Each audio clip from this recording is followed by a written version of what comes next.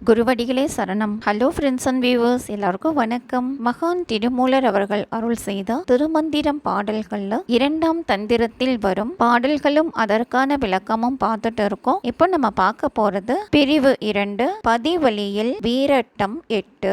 பதி அப்படின்னா சிவபெருமான், வீரட்டம் அப்படின்னா வீரத்தால் வென்ற இடம். இறைவன் மரக்கருணை காட்டிய 8 இடங்கள் திருவதிகை, திருக்கடவூர், திருக்கொருக்கை, வழுவூர், திருக்கோவலூர், திருப்பரியலூர், திருக்கண்டியூர், திருவிற்குடி என்பன. இந்த 8 தலங்களில் நடந்த நிகழ்வுகள் பற்றி தான் இந்த பிரிவில் சொல்லப்பட்டிருக்குங்க.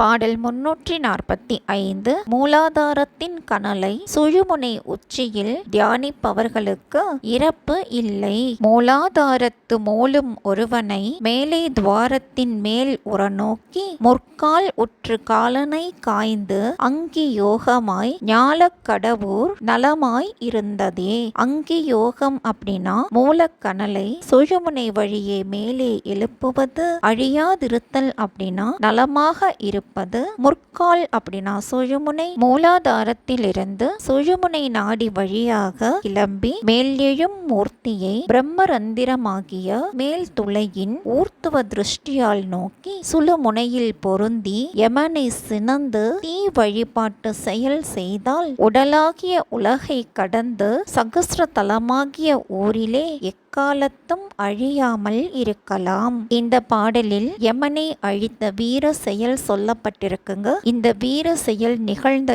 இடம் திருக்கடவூர்.